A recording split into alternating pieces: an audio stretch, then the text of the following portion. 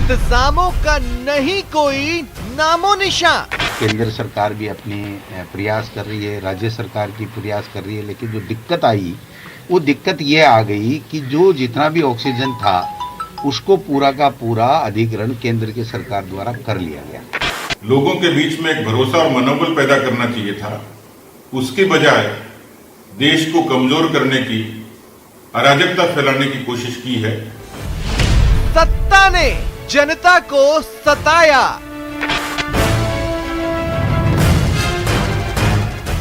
बयानवीरों को आरोप लुभाया।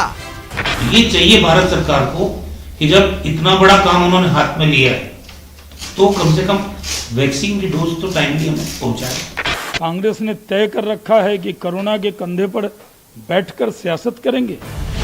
जब हालात हैं खुद ही वोकल, बातें ग्लोबल, मारामारी लोकल।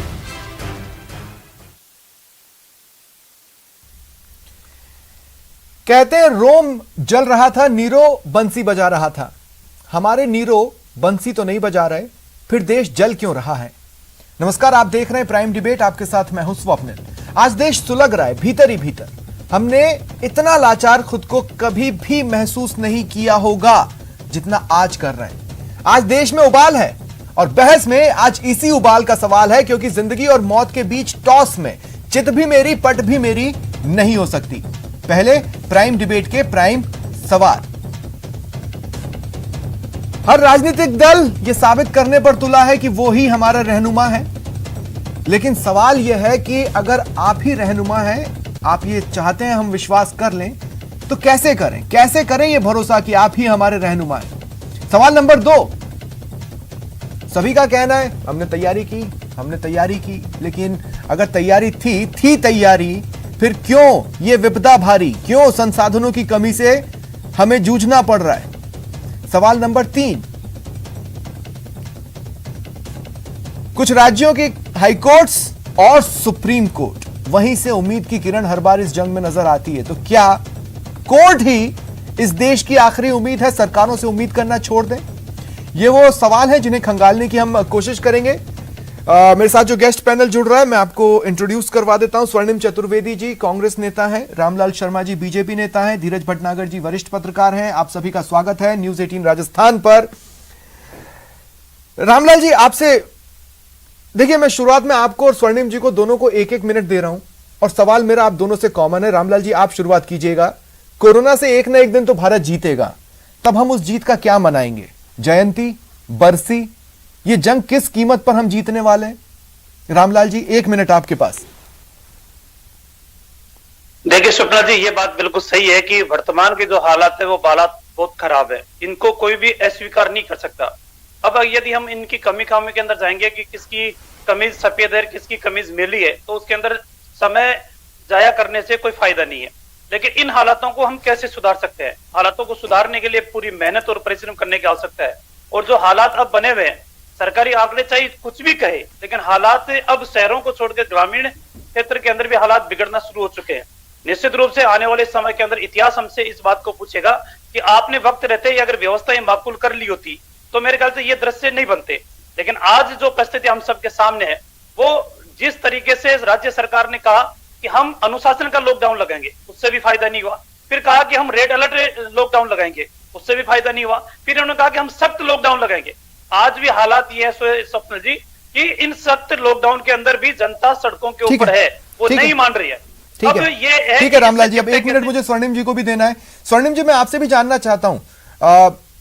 रामलाल जी ने मुझे नहीं बताया कि हम जयंती मनाएंगे या बरसी। मुझे उम्मीद है शायद आप बता दें।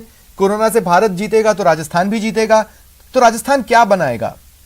जयंती, बरसी, किस कीमत पर हम जंग जीतने वाले हैं? देखिए स्वप्निल जी, आज हालात जो देश के हैं, 2.5 लाख से अधिक लोग हमारे बीच से जा चुके हैं। 2.5 लाख एक फिगर नहीं है, ये लोग थे हमारे अपने। मेरे भी बहुत सारे जानकार इसमें हैं। 4000 लोग रोज के मारे जा रहे हैं। इसलिए न जयंती मन सकती है, न बरसी मन सकती है। केवल और केवल हम विजय पाएं और हम जो आज मौजूद लोग हैं वो यहाँ पे जीते रहें और इस समय को देखने के लिए रहें कि ये कोरोना महामारी हमारे देश से विदा हो चुकी है। सबसे बड़ी बात यह है कि जहां अभी रामलाल जी बात कर रहे थे कि हमें तैयारी करनी चाहिए थी, तो सब आज जो एक्सपर्ट्स हैं, जो चिकित्सक हैं, जो वैज्ञानिक हैं, जो सलाह देते हैं, उनको क्यों नहीं माना जा रहा? केंद्र सरकार को बार बार सलाह दी गई थी, मार्च के प्रथम सप्ताह में उनके पास रिपोर्ट थी, तो वो 18 अप्रैल तक, जब तक सुप्रीम कोर्ट ने जब तक प्लान नहीं मांगा, तब तक क्यों केंद्र सरकार सोई रही? चलिए, इस बात का अब जवाब दे लेना भी बेकार है, लेकिन सबसे बड़ी बात यह है कि एक जस्टिफिकेशन के साथ जो अलॉटमेंट होना चाहिए। स्वर्णिम जी, आगे आपके पास आऊंगा, लेकिन अब धीरज भटनागर जी आप भी बताइए, मतलब किस कीमत पर जीतने वाले हैं हम कोरोना से जंग? यहाँ पे सिर्फ आपने खुद राजनीतिक दलों ने कहा कि कोरोना के साथ रहना सीखो, और फिर कह रहे हैं कि एक दिन हम जीत जाएंगे।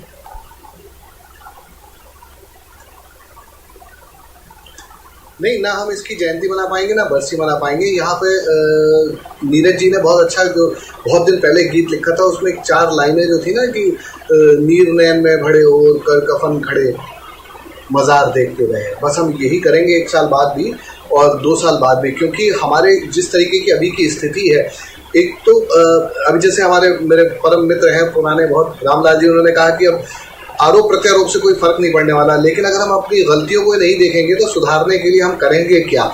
आप वैक्सीन अपने पास है नहीं, कोई जितने प्रयास किए जा रहे हैं वो काम नहीं आ रहे हैं किसी भी तरीके से। टेस्टिंग कम हो गई है और गाँव की हालत बहुत खराब है। अभी की बात बता रहा हूँ, मेरे कुछ पत्रकार मित्रों से बात हुई है, आप जरा सा अंदर चले जाइए, सीकर की तरफ चले जाइए, चौमू की तरफ चले जाइए, रामलाल जी के तरफ, और आप फागी चले जाइए साहब, गाँव पूरे के पूरे बुखार में है और टेस्टिंग नहीं है। टेस्टिंग कम करके आप नंबर कम कर रहे हैं, लेकिन हॉस्पिटल्स में जगह नहीं है। ये बताती है कि हालात जस के तस हैं, कुछ हुआ नहीं है।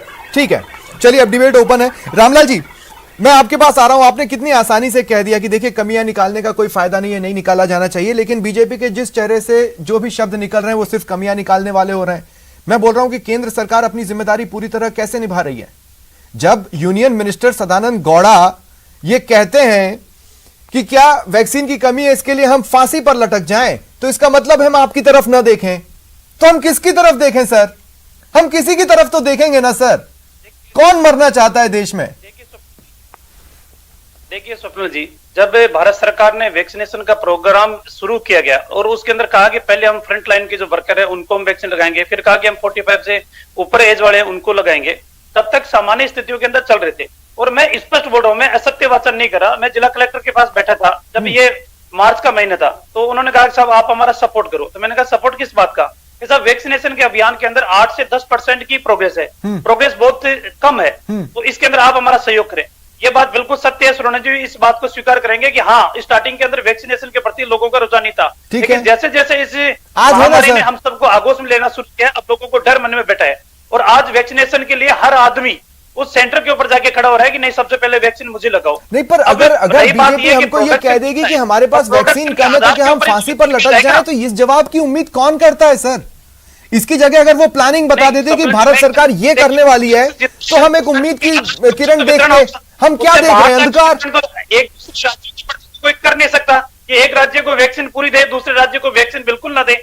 जो उत्पादन हो रहा है उस उत्पादन का वितरण ठीक तरीके से समानता के साथ किया जा रहा है। ये बात बिल्कुल सही है कि डिमांड इस समय बहुत ज्यादा बढ़ी हुई है, उसकी आपूर्ति करना बहुत मुश्किल है, लेकिन फिर भी भारत सरकार ने निर्देश दिए उन तमाम फैक्ट्रियों को जो प्रोडक्शन कर रहे हैं, तो अपना प्रोडक्शन बढ़ाने का काम करें। ठीक है, चलिए मैं स्वर्णिम जी आपके पास आ रहा हूं। स्वर्णिम जी, मुझे नहीं पता क्या, लेकिन आपकी पार्टी के जो सबसे बड़े चेहरे हैं, जो फिलहाल आपके अध्यक्ष नहीं है, वो तो समय रहते सबको चेता देते हैं, तो उनकी चेतावनी को अगर अशोक गहलोत सरकार ही फॉलो कर ले जाती तो भी स्थिति बेहतर होती। अगर वेंटिलेटर खराब भेजे गए थे तो आपके पास यहां सुधरवाने का समय था ना सर, आप यहां सुधरवा लेते और फिर बताते केंद्र ने गलत भेजे, देखिए हम सुधार रहे हैं, आज प्रदेश के काम आ रहे हैं।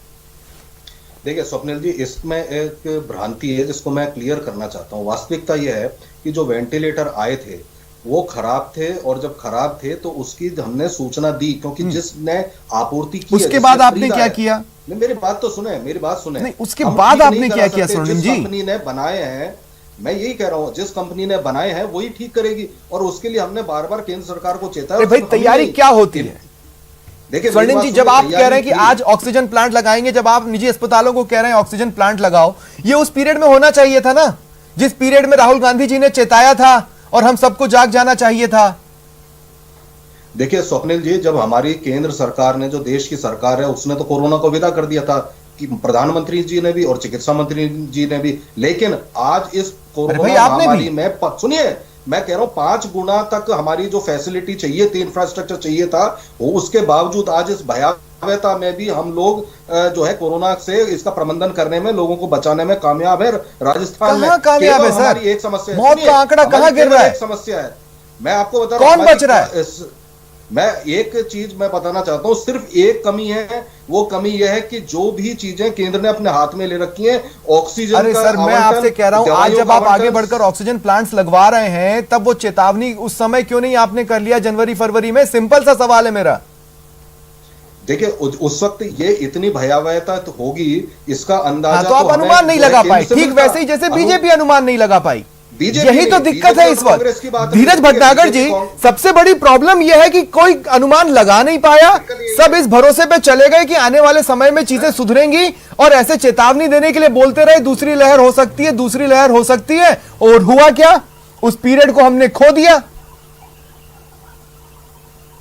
स्वप्निल, इसमें हमने किया क्या, जो आपने सबसे पहली लाइन बोली थी ना आज डिबेट शुरू करते ही, कि बांसुरी तो बजा नहीं रहे थे नीरो, तो फिर रोम क्यों जल रहा था? यहाँ हमने बांसुरी नहीं बजाई, हमने ट्रम्पेट बजाया था और पूरे वर्ल्ड को बता दिया कि विश्व का सबसे बड़ा वैक्सीनेशन प्रोग्राम हिंदुस्तान में चलेगा, हमारे पास से कोरोना हम जीत चुके हैं। और आपने इस देश की जनता को इतना आश्वस्त कर दिया कि कोरोना गया, हम बिल्कुल सुरक्षित हो गए। और इस देश में जितने भी समझदार अगर साइंटिस्ट थे या डॉक्टर्स थे, उनकी बातों को आपने नजरअंदाज कर दिया। आप कुंभ के आयोजन में लग गए, आपको बड़े चुनावी रैलियों में लग गए, आपको प्रदेश जीतने में लग गए, और आप कोरोना से हार गए बुरी तरीके से। और ये भूल गए थे इन चेतावनियों को कि कोरोना दिखता नहीं है लेकिन मारता बहुत बुरी तरीके से है। उसका नतीजा आज आप देख रहे हैं कि ये ढूंढे से नहीं मिल रहा है ये छोटा सा कोरोना, लेकिन इसने सबको ढूंढ ढूंढ के मारना शुरू कर दिया है। सरकारों ने ट्रम्पेट बजा के अब मुंह बंद कर लिया, कोई किसी की तरफ नहीं देख रहा है, सिर्फ इनको आरोप प्रत्यारोप में समझ में आ रहा है। और अगर गलती से का प्लान क्या है, अगर गलती से तीसरी लहर आ गई तो आप जानते हैं हम किसके भरोसे हैं? न हम सेंटर के भरोसे, न हम स्टेट के भरोसे, हम भगवान भरोसे हैं। जैसा कि गुजरात में हाईकोर्ट ने सरकार को फटकार लगाने के लिए कहा, वो तो पूरे देश का हाल है।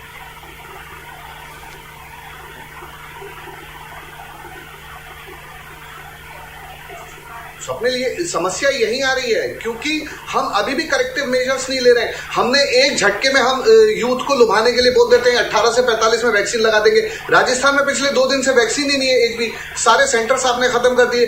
वैक्सीन आएगी कब? अभी भी आंकड़े आते हैं, हम तब इतनी प्राप्त कर लेंगे, इतनी प्राप्त कर लेंगे। आपको 3 साल लग जाएंगे इस देश की पॉपुलेशन को वैक्सीन लगाने में। हर 6 महीने में आपका वैक्सीनेटेड व्यक्ति जो है वो अगले शॉट के लिए तैयार हो जाएगा, और आपको एक शॉट की अभी सिर्फ सप्लाई हो पाएगी। आप सोच ही नहीं पा रहे हैं, कैलकुलेट नहीं कर पा रहे हैं साहब। ठीक है, रामलाल जी एक बार फिर आपके पास आ रहा हूं। देखिए, कांग्रेस कह रही है कि वेंटिलेटर खराब भेजे, तो उन्होंने क्या किया ये मैंने कांग्रेस से पूछा, लेकिन अब मैं बीजेपी से पूछ रहा हूं कि जो वेंटिलेटर्स भेजे गए थे, अगर वो सही चल रहे होंगे तो वो डॉक्यूमेंटेड होंगे तो जैसा कि बीजेपी के चेहरों की आदत है कांग्रेस के किसी भी दावे पर कुछ कागज लेकर आ जाने की, वो कागज लेकर आ जाए और बता दें कि वेंटिलेटर कितने सही भेजे गए थे और कितने नहीं भेजे गए थे। देखिए स्वप्निल जी, इन्होंने तो सबके सब कहा कि पहले जब हमने ये बात रखी है कि हमने 1500 वेंटिलेटर प्रधानमंत्री केयर फंड से भेजे हैं राजस्थान के अंदर, और 1500 में से बहुत कम वेंटिलेटर का ये सरकार उपयोग कर पाई है। बाकी एज इट इज जिला डिस्ट्रिक्ट सीएमएच ऑफिस के अंदर पड़े या हॉस्पिटलों के अंदर पड़े, इन्होंने कोई उपयोग में नहीं लिया। तो सरकार ने आनंद फानंद के अंदर कहा कि सारे के सारे वेंटिलेटर हमारे उपयोग में आ रहे हैं, हमने स्टेब्लिश कर दिया उनको। जब हमने पूछा कि सब आपने कहाँ स्टेब्लिश किया, तो इनके पास कोई जवाब नहीं है। फिर जवाब एक निकल के आता है कि सब आपने जो भेजे थे वो वेंटिलेटर खराब भेज दिए साहब, इसलिए वो काम में नहीं आ रहे। जवाब तो कम से कम ढंग का देते ना। तो रामलाल जी, मैं कह रहा हूं आपने जब भेजे होंगे तो आपने भी तो टेस्ट करके भेजे होंगे ना, उससे जुड़े ऑफिशियल डॉक्यूमेंट्स तो आप भी पब्लिक प्लेटफॉर्म पर रख सकते हैं।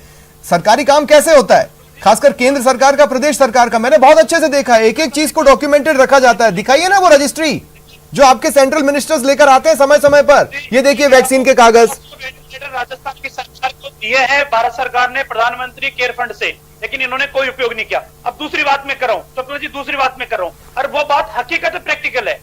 आज भी राजस्थान के अंदर सरकारी चिकित्सालय कितना काम में ले रहे हैं मुझे पता नहीं, लेकिन प्राइवेट सेक्टर के अंदर 10% भी वेंटिलेटर काम में नहीं ले रहे। और उसका एक ही कारण यह है कि वेंटिलेटर के अंदर गैस का कंजम्पशन ज्यादा होता है। उस वजह से निजी चिकित्सालय वाले वेंटिलेटरों का उपयोग नहीं कर रहे, क्योंकि सरकार उनको गैस की आपूर्ति नहीं कर रही है।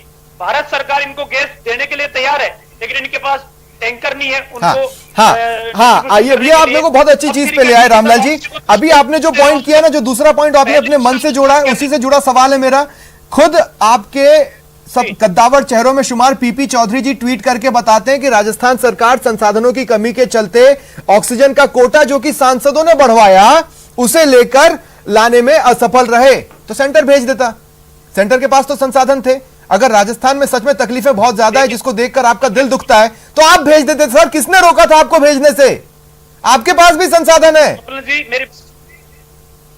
स्वप्न जी मेरी बात सुनिए। भारत सरकार पूरे देश के जितने भी राज्य हैं, उन राज्यों के अंदर व्यवस्थाओं को माकूल करने का उसका फर्ज था, धर्म था, उसको निभाने का काम किया। अब राजस्थान की सरकार को जो कोटा आवंटन किया गया, चाहे वो बंगाल का हो चाहे उड़ीसा का हो, ये करेगा हमारे को बहुत दूर कर दिया। फिर भी इनकी समस्याओं का समाधान करने के लिए अरे सर, मैं बात कर रहा हूं 435 मैट्रिक टन उस कोटे की जो कि निर्धारित किया गया और संसाधनों की कमी के चलते प्रदेश सरकार उसे नहीं ला पाई, तो आप मदद कर देते ना सर। आरोप लगाने की जगह मदद कर देते। तो मैं कहता हूं आप और कांग्रेस एकजुट है। कहां एकजुट है सर? आप भी तो नहीं ला पाए ना, आप ला देते। स्वप्न जी मैं कह रहा हूं ना, भारत सरकार ने तो पहली सवाल बार पूछ सकता हूं, अगर आप राजस्थान के अंदर पहली बार टैंक्स को एयरलिफ्ट करने का काम किया। रामलाल जी, धीरज जी कुछ पूछना चाह रहे हैं। धीरज जी शॉर्ट में पूछिए, क्या पूछना चाह रहे हैं? मैं सवाल ये पूछना चाहता हूं, जब हम ऑक्सीजन के लिए विदेशों से मदद मांगते हैं, क्रायोजेनिक टैंकर्स मांगते हैं देश के लिए, तो मैं स्वप्निल के सवाल में सिर्फ एड ऑन करना चाहता हूं, जब आप दूसरे से मदद मांग रहे हैं कि आप हमें ऑक्सीजन दे दीजिए और बाहर से क्रायोजेनिक टैंकर्स आ जाते हैं आपके पास, तो ये आपकी मोरल ड्यूटी बनती है कि आप इस देश के मुखिया हैं, तो इस देश के हर राज्य को आप तय करें कि किस तरीके से दे पाएंगे। मांगना अलग बात है, सबके सामने तस्वीर क्लियर है। ठीक है, अगर कहना चाहते हैं, कहने का मतलब सिंपल सा है रामलाल जी, डिस्ट्रीब्यूशन आपको करना है। अगर कोई अक्षम है तो आप बड़े दिल का बन के सक्षम होकर दिखा देते। सिंपल सा सवाल है।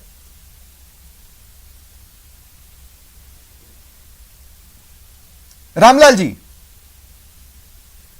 स्वप्न जी देखिए, कांग्रेस राजस्थान के अंदर जो हालात पैदा इन्होंने कर रखे हैं, इनका सीधा सीधा है। सबसे पहले उठेंगे, चाय का कप पिएंगे, चाय का कप पीते ही भारत सरकार के ऊपर निशाना साधने का काम करेंगे और ये कहते हैं कि राजस्थान के साथ भेदभाव कर रहे हैं। महाराष्ट्र के अंदर किसकी सरकार है? मैं स्वर्णिम जी से पूछना चाहता हूँ, कर्नाटक में किसकी सरकार है सर? सरकार है ना, कर्नाटक में किसकी सरकार है? वो आगे निकल गया केसेस में, तमाम राज्यों को छोड़ते हुए महाराष्ट्र में डाउन हो गया। मेरी बात सुनिए, महाराष्ट्र सरकार के अंदर ऑक्सीजन को कितनी आपूर्ति की जा रही है? वहां तो आपकी सरकार है, वहां तो भारतीय जनता पार्टी की सरकार नहीं है, लेकिन सिर्फ और सिर्फ भारत सरकार को कोसने का काम करे। भारत सरकार आज भी पूरी निष्ठा और ईमानदारी के साथ राजस्थान की जनता की सेवा आपके पास आ रहा हूं। मुझे स्वर्णिम जी ये बताइए कि आपके पास क्या था? क्या था आपके पास? आपके पास वेंटिलेटर थे, और ऐसा नहीं है कि भारत सरकार द्वारा भेजे गए वेंटिलेटर थे, उससे पहले भी वेंटिलेटर थे, वो भी जगह जगह पर बड़े धूल भाग रहे हैं, तो वो खराब होंगे। जो आपके अंडर में वेंटिलेटर्स थे उनकी क्या स्थिति है सर? वो क्यों धूल भाग रहे हैं? मैं आपको एक एक जिले गिना सकता हूं। देखिए स्वप्निल जी, मैं आपको जो बात बता रहा हूं, अब आप एक बार मेरे को समय दीजिए 40 सेकंड का। वेंटिलेटर पे मैं स्पष्ट कर देता हूं कि सिर्फ हमने ही नहीं कहा कि वेंटिलेटर खराब सप्लाई हुए हैं। अगर इनकी क्वालिटी चेक होकर के अगर ये सप्लाई नहीं हुए, ये हमारी गलती नहीं है। सबसे पहले ये मुद्दा गुजरात और मध्य प्रदेश के डॉक्टर ने उठाया था। अगर हमारे ऊपर ये आरोप लगाए कि हम विपक्षी दल होने के नाते आरोप लगा रहे हैं, तो फिर वो कौन थे? गुजरात और मध्य प्रदेश के डॉक्टर। पहली चीज, यहाँ राजस्थान में जो इनके नेता प्रतिपक्ष हैं, भारतीय जनता पार्टी के ही वरिष्ठ नेता हैं, उन्होंने पत्र लिख करके कहा कि वेंटिलेटर खराब है। तो ये हम आरोप नहीं लगा रहे हैं। देखिए सच्चाई है वो बताइए। चुनने में क्या होता है ना, चुनने में क्या, देखिए अगर मीडिया का है ना कि जैसे रामलाल जी कह रहे थे और मैंने कहा कि सीधे कर्नाटक में कौन है सर, वहां पे केसेस बढ़ गए, मीडिया ये कह सकता है। लेकिन विपक्ष के तौर पर जब आप ऐसे राज्य गिनाते हैं ना जो बीजेपी शासित हो, तो समझ में आ जाता है कि एकजुट तो आप भी नहीं चलना चाहते। आप भी चाहते हैं उनसे गलती हो और हम मोरल ग्राउंड में हाई हो और नंबर ले जाएं, क्योंकि आने वाले समय में जब कभी चुनाव होंगे तब हमें वोट मिल जाएंगे, है ना स्वर्णिम जी? जी, यहाँ हमारी सरकार है, हमारी जिम्मेदारी है लोगों को बचाना। अब अगर हमारे राजस्थान में जहां पे हम शासन कर रहे हैं, या हिंदुस्तान का एक भी व्यक्ति अगर मरता है, तो ये हमारे लिए पीड़ादायक है। वो संख्या बल नहीं है, केवल हमारे लिए व्यक्ति है जो जा रहा है। और देखिए सबसे बड़ी बात यह, अगर राजस्थान के पास जामनगर है, वहां से हमें ऑक्सीजन नहीं मिल सकती जहां से हम मांग रहे हैं। हमें 3 दिन हमारा टैंकर जाए और लेकर जाए, चाहे उड़ीसा चाहे बंगाल। लोगों के लिए वो आप लोगों के लिए वो आंकड़ा नहीं है, वो एक व्यक्ति है जो जा रहा है। धीरज भटनागर जी, मैं क्लोजिंग कमेंट के लिए आपके पास आ रहा हूं इस बात के साथ कि सरकारों ने मिलकर ही डिसाइड किया कि जो भी कोविड पेशेंट होगा उसकी आइडेंटिटी को अपन सुरक्षित रखेंगे ताकि उसके परिवार को दिक्कतों का सामना न करना पड़े। अल्टीमेटली वो पेशेंट एक नंबर ही बनकर रह गया और आज भी एक नंबर के तौर पर ही सामने आता है। धीरज जी,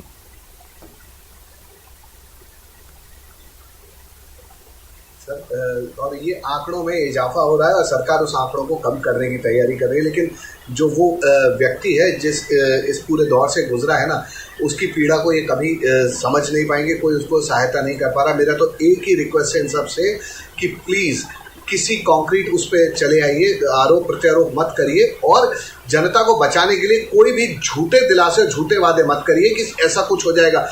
आके अगर गलती हुई है तो संभाल लें। देश ऐसा है कि अगर आप अपनी मजबूरी बताएंगे तो सामने वाला आपके साथ खड़े नजर आएगा। आप मजबूरी बताने की जगह कमियां गिना रहे हैं, इसलिए लोग समझ नहीं पा रहे हैं कि हम साथ किसका दें। छोटी सी बात है, अगर बीजेपी और कांग्रेस समझ ले। बहुत बहुत शुक्रिया आप सभी का मेरे साथ जुड़ने के लिए और इस चर्चा में शामिल होने के लिए। यह था आज का प्राइम डिबेट। नमस्कार।